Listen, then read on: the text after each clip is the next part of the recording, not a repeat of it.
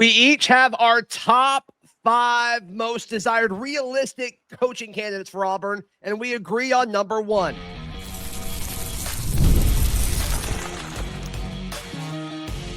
You are Locked On Auburn, your daily podcast on the Auburn Tigers. Part of the Locked On Podcast Network, your team every day.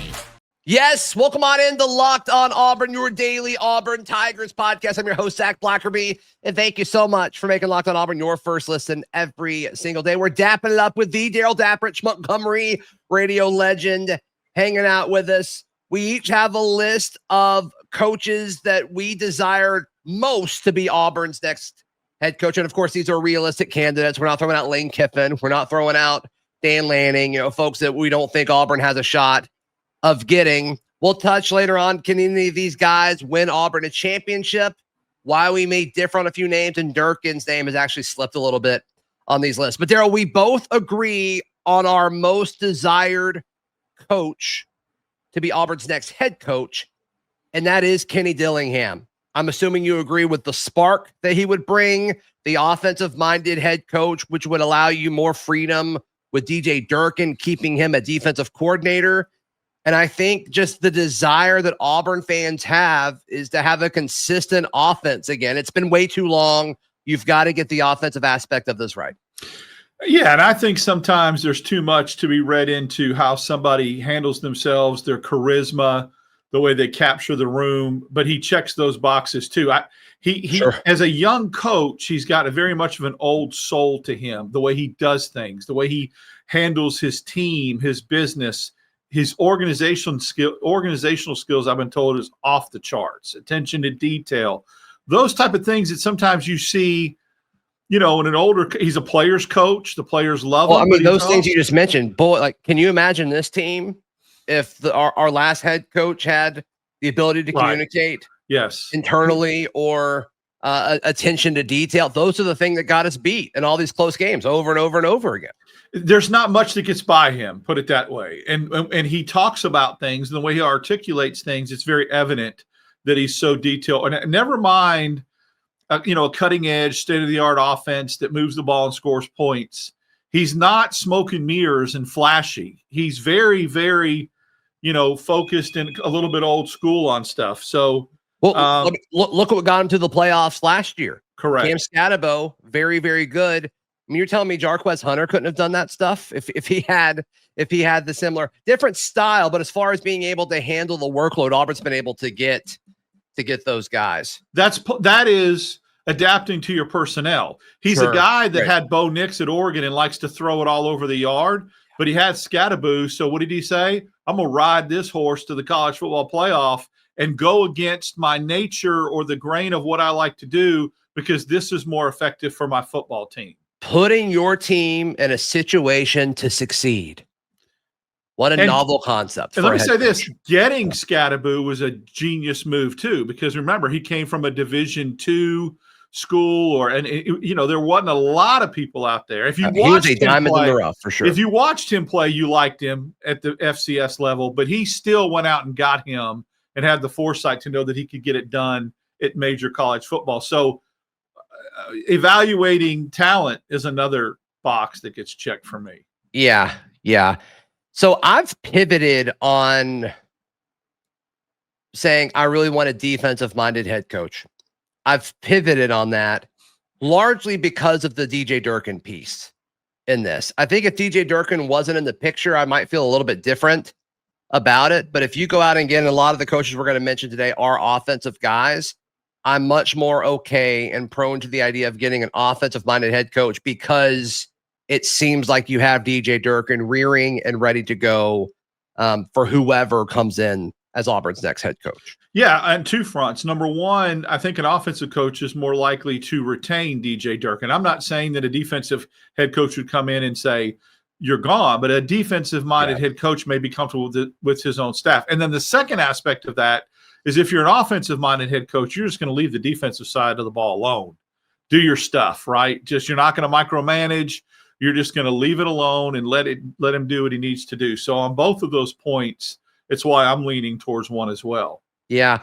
And let's think about this as well. I mean, you mentioned retention there, and I thought you were going this direction. You went with retention of DJ Durkin. But I mean, that's the biggest question outside of who's Auburn's next head coach going to be is how much of this roster are we going to be able to keep? And the argument for Durkin is that player retention. Well, okay, like that makes sense for the defense. And I'm sure some offensive guys would be impacted by that just because they respect them.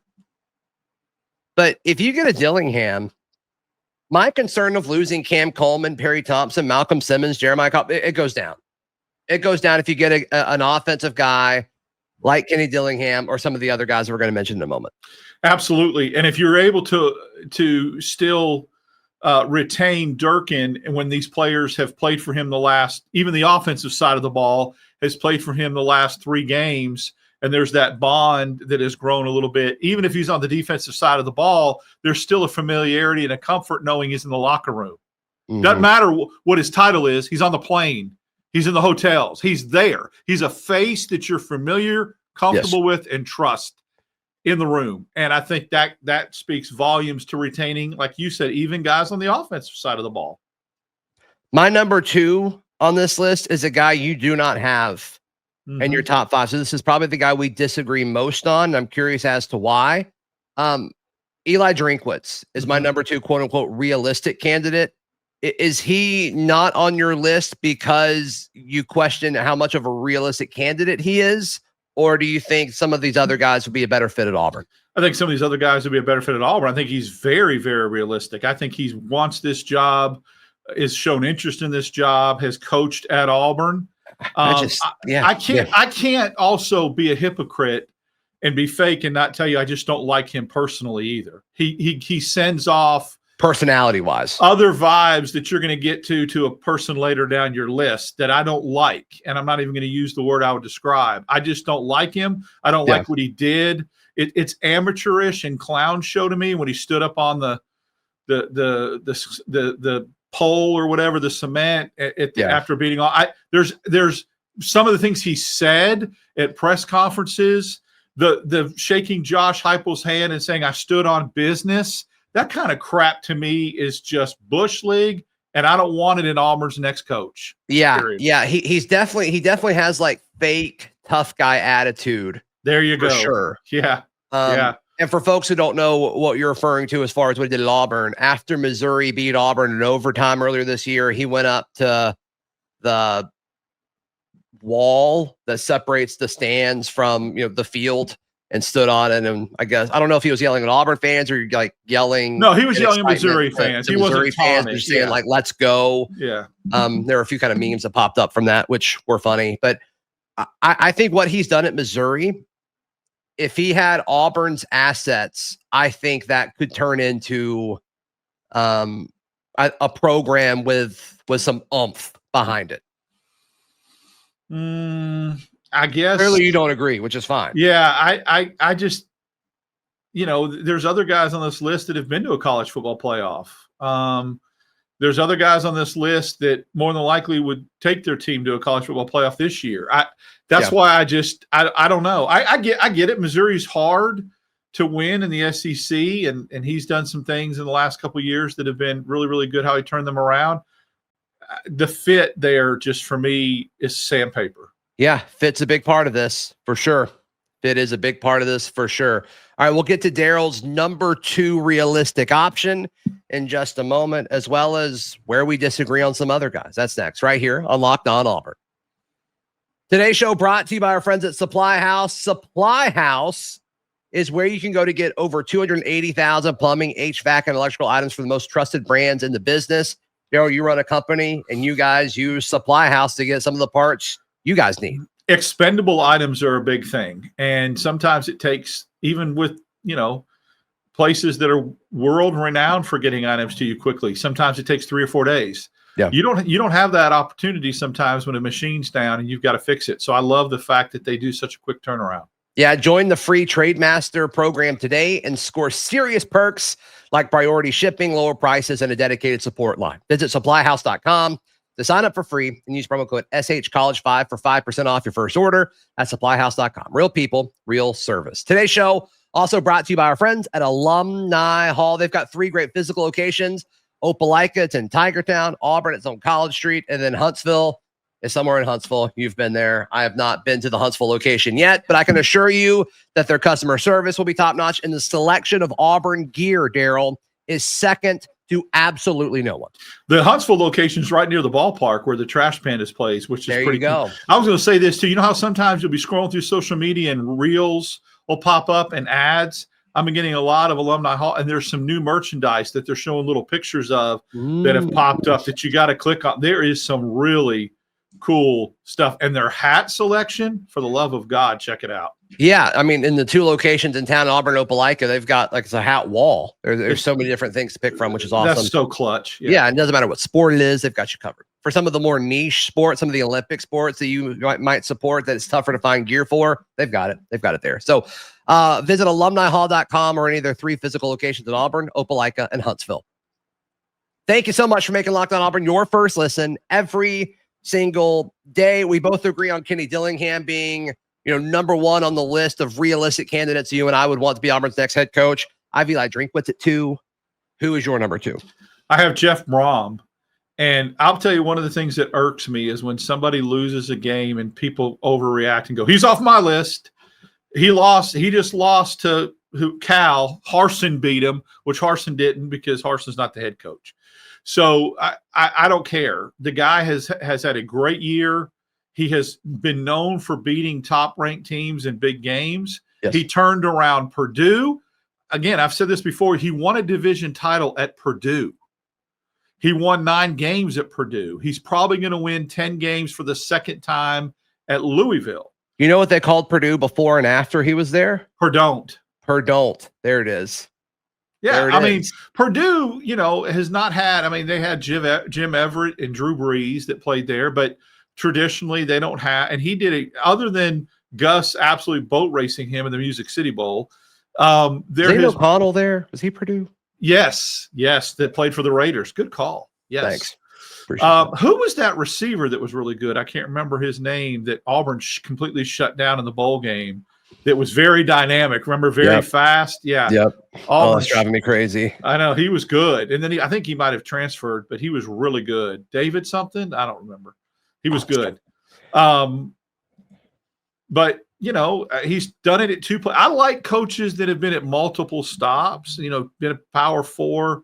It wasn't a one-off or it wasn't a fluke. He turned around Purdue and he turned around Louisville. So there's a tradition of him doing that. Yeah. David Moore. Is that his name? Rondell Moore. Rondell Moore. I just said it when I said Moore. There you go. There it is. So that's why I like when I Googled really good Purdue wide receiver. It didn't come up. Yeah. Normally that works. I think Brohm would make a ton of sense. Once again, a little bit older of a coach would make more sense as far as keeping DJ Durkin on staff again to kind of fit that, same kind of discussion that we just had with Dillingham. Former NFL quarterback. There's going to have, some kind of credibility that comes with that. And really a dude who's like, from all I can tell, like a true outsider, which, some people liked that. Like, I liked that aspect of Brian Harsin when he was hired. Didn't work. That's not why it didn't work. He didn't work because he was an outsider. He didn't work because of it wasn't a fit. So I would like that. I've said this before, like I really want a guy who's never been fired before. And it's every job he has, it's like moving up the chain a little bit, which I think is great. I have Brohm at 4. So we're off a little bit on that, but I'd be stoked if Jeff Brohm was Auburn's next head coach. He's also runs a tight ship, very much a disciplinarian. So him and Durkin. We need that so bad. Him and Durkin would mesh very well. Oh my goodness. We need that so bad. And he's a good recruiter. People say, well, can he recruit the South? Last time I checked, Louisville is the South. I don't care that he's in the ACC. The recruiting narrative, I think, matters less now than it used to. Absolutely. With NIL and your general managers, your director of football operations, he's had to dip into the state of Tennessee and Georgia and get players too. So I'm just saying this. If you can recruit Rondell Moore and some of these other guys to Purdue, you can recruit. So, my number 3 is Jon Sumrall, which I think is the most likely of everyone we're going to talk about. You do too. Not to give your list away, but you have Sumrall at 4. So we're close there. The other guy you have in front of him, I'm really fascinated. We'll get to that in a second. But Jon Sumrall, I think, might have the highest floor of everyone we mentioned. My question with Jon Sumrall is ceiling. And that could just be because we've heard his name for so long and maybe some of the shine has worn off a little bit. I don't know. When I heard his name initially, it just felt like that was it. It just felt right. It felt like a good fit. It just does feel right. It just felt so obvious to me. And why he's dropped a little bit is not so much what he's done. It's so what other candidates around him have done. I love Sumrall. I loved him when I covered him at Troy. I just think he screams football coach. Just everything he does. My only concern is I'm having a hard time wrapping my head around, and we don't know for sure because we've heard conflicting reports, and I'm not going to get out there and say one way or the other. We don't know for sure how him and Durkin fit together. Right. That's my only concern. Will Sumrall want to come in and blow everything up, bring his own staff, defensive coordinator, everything, because he's got some loyalty, some people that are tied to him? I don't know. He's a defensive-minded coach. He wants his hands in the defense. He definitely has input. I've heard this. I've heard no matter who the defensive coordinator is, and no matter how popular he is or how good he is, Sumrall will still sit in on defensive meetings. He should. He's a head coach. But some defensive coordinators, that bothers. I'm not saying it bothers Durkin. I don't know. So to say I don't know is meaning I don't know. That's why there's that unknown factor there and why he just slipped. Let me make perfectly clear that if Jon Sumrall was named head coach of Auburn University, I would be stoked. Would you be stoked if they hired Jon Sumrall and did not retain DJ Durkin? No, I wouldn't be as stoked. I'd still be glad to get him. I still think that he's a great candidate. I'd still be excited that he's representing Auburn University, but it would take a little of the luster and shine off of it if he did not retain Durkin. I talked about this on a show with Ben Taylor that dropped yesterday afternoon. Who? Ben Taylor. Oh yeah, I know Ben. My bad. Which also yesterday, if you came in here wanting basketball talk, we went live right after. That's in whether you're listening on audio or on YouTube. Our immediate reaction, Darrell's from Neville, and then obviously I'm from right here. That reaction is there. But I asked Ben this question. If you hire Sumrall, the talk early on was hire Sumrall and then go out and get an up-and-coming hot shot offensive coordinator. Mm-hmm. From a money standpoint, from a staff salary standpoint, if you hire Sumrall and retain Durkin, you got a feeling you're going to have to pay Durkin more to stick around. Probably have to slap assistant head coach on there too. Right. Which I don't know if really matters, but you got to pay it more. What's the money staff salary situation look like? Because I got a feeling they're going to be okay or want at least to go out and get a big OC. Does that hinder that at all from a money standpoint, or is Auburn just going to dish it out no matter what it takes? Well, they're going to dish it out no matter what it takes. They're going to dish it out. It just depends how you allocate it. Is it spending large amounts of money on the head coach? Is it spending a little bit less on the head coach and adding money to the offensive and defensive coordinator that still gets you at a cap or a level or a budget? That's the things you have to consider. And so that is a challenge. Is Auburn ready to be in a spot where they've got a respectively paid head coach, highest paid or top 2 or 3 highest paid defensive coordinator, and then a top 10 highest paid offensive coordinator? Yes. So I think it's what it's going to take. Is because Auburn ready to do that? Yes, because you're not going to get Sumrall at a discounted rate. This notion that he's a group of 5 guy, he would take 2 or 3 minutes. No, because he's going to be coaching somewhere in P4 next year. Exactly. So at Auburn or somewhere else. So you're going to have to pay him as such. I mean, if if Lane Kiffin leaves and goes somewhere, and then the Ole Miss job opens up. I mean, Arkansas has opened up. UCLA is opened up. So there's a lot of different jobs besides Auburn, LSU, and Florida. Penn State. If Drink leaves, Missouri opens up. There's just a ton of different scenarios. No, you're right. It's going to be crazy. So, to answer your question, yes, I think there is enough money in the pool to do that. So, great.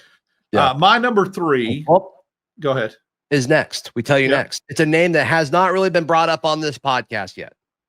Right here on Locked On Auburn. Today's show brought to you by our friends at FanDuel. FanDuel is America's #1 sports book.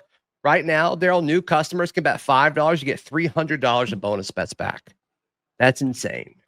There are no lines yet for Auburn and Mercer. I'm expecting it to be hefty. And of course, you can bet on Auburn basketball every step of the way. Auburn was a 27.5-point favorite last night.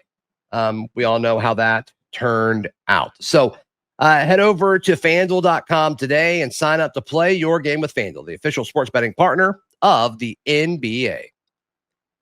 Thank you so much for making Locked On Auburn your first listen every single day. My order: Kenny Dillingham, Eli Drinkwitz, Jon Sumrall. Your top 3: Dillingham, Brohm, and then who is third? Alex Golesh. Wow. The head coach at South Florida. And I'll be honest, he wasn't even on my list 2 weeks ago. And I really started paying attention when a lot of other people would private message me and say, hey, check this out. Now, I did have someone tell someone that I trust in one of our group texts that we have say, if you like Sumrall, why do you not like Golesh? Because didn't Golesh beat Sumrall head-to-head, right? And he's an offensive guy. Well, when you look at what he did, very good offensive coordinator at Tennessee under Heupel. Then he takes over the South Florida job, and they were bad. They were a bad football team. And he's turned them around, and they're a good football team. And it's a power, it's still a coach. It's a group of 5, but I mean, it's somebody that is ascending, and he's an offensive guy. He obviously, I think, would be more apt to keep Durkin. He's done a good job on the recruiting trail. So he only went above Sumrall because of the names, because of the reasons I mentioned earlier. I love both of them as a coach, but I'm a little bit more apt to lean towards an offensive-minded coach. And I think this guy's a star in the making, like a fast riser. So we'll see. But he has gone to be my number 3. Yeah. I don't have a great argument of like why Sumrall over him. I don't know why I get G5 Billy vibes from him. Maybe because he's offense, and defense I think is a little bit safer because you can go out and get an OC. And I don't think that's entirely fair to Golesh. I don't think that's fair to him at all. I wrote him off early because it seemed like there were a lot of trends of him going like Florida looking at him. And now I don't know if that's really the case. So I need to do a deeper dive on him, admittedly, but it's a name I haven't heard much about. And that's typically, what happens. Could he be the name that pops up in the last minute? How old is he? I'm going to say he's in his early 40s. Yeah. Or maybe late 30s.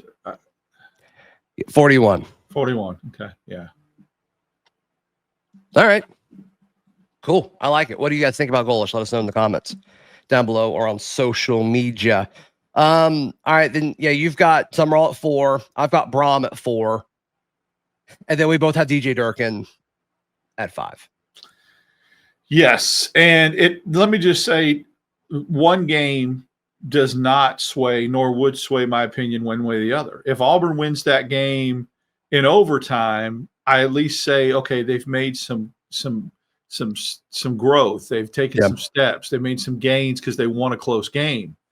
One way or the other, I had Durkin at 4 or 5 all along. I had sitting head coaches above him, whether the list was 4 or 5, since 2 weeks ago, since 10 days ago, since Freeze got fired. So nothing that's happened since then has changed my mind. Not a win or a loss. I would still have him right where I have him. Now, my opinion would have changed, and I said this early, I used the word that Kyle hates, the audition word. I said there's a caveat to this and a disclaimer that if he would have won out, beat Vandy, Mercer and Alabama, then that would have changed my mind. He would have gone up in my mind in the pecking order. Yeah, I mean, we've talked about Durkin a ton, so let's end with this. Of these, we each said 5, but it's how many total names is it? 1, 2, 3, 4, 5. So 6 total names. Oh, we've 7. 7 total names that we've said today. How many do you think could win a championship at Auburn? Let's just go through them. Could Kenny Dillingham win a championship at Auburn? Yes. Let's say championship or get to the college football playoff. Yes, with Dillingham. I agree. Yes. Drinkwitz. I say no. I think he gets to the playoff. I don't know if you're winning an SEC championship or natty. I think he gets to the playoff. Sumrall. Yes. I think playoffs, yes. Championship, I'm not sold. Exactly. Me too. Brohm. Yes, on both. I think he can. I think Brohm has a higher ceiling. Yeah, he can win you a championship. I believe so. Durkin. I don't think so either. It's a no for me. I think Golesh. Only playoffs, not championship. Okay. And then I had James Franklin down. We didn't have time to get to him. That's who I was referring to when I said he was drinking. Yeah. Yeah. The list I sent you at 5, I didn't know yet. I said Durkin / James Franklin. I'll let you know before the show, and I didn't let you know. So. Let me tell you a name that I would say might pop into my top 5. Just real quick to answer that, I think Franklin could get Auburn to the postseason. I don't know. I don't think he can win a championship. I think he could get him to the postseason, like the Music City Bowl. The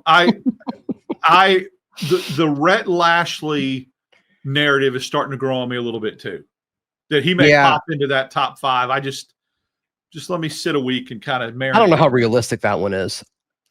See, the thing about Rhett Lashley is, to me, right when Hugh Freeze got fired, I would have thought 6 months ago that would have been the first name that everybody splattered against the wall. And we even heard rumors that he would be willing to already know who his staff was going to be, that kind of stuff. But I mean, I get it. SMU's got a ton of money. The path is allegedly earlier, but again, easier. But remember, this is a guy that coached at Auburn for a while and loves Auburn. Mm-hmm. But the Gus connection that you and Kyle talked about on yesterday's show could be the death. Dillingham coached for Gus 1 year. He wasn't tied to Gus as much as Rhett Lashley was, I think. Yeah, no, Rhett was Gus's boy for a long time. Yeah, for sure. Dillingham went there 1 year and said, "I'm getting out." So they didn't call plays or anything. No, I mean, so why? So he went out on his own, and So I mean, that's the difference. Yep. All right. So let us know your thoughts down below, or let us know on socials for sure. Darrell, how can people check out everything you've got going on? You can follow me on X, Dap6410, our reaction shows that drop Sunday mornings, Wednesdays, and Fridays, and then the live shows after basketball games. Cool. Please like the video. Please subscribe. We'll see you next time. This has been Locked on Auburn.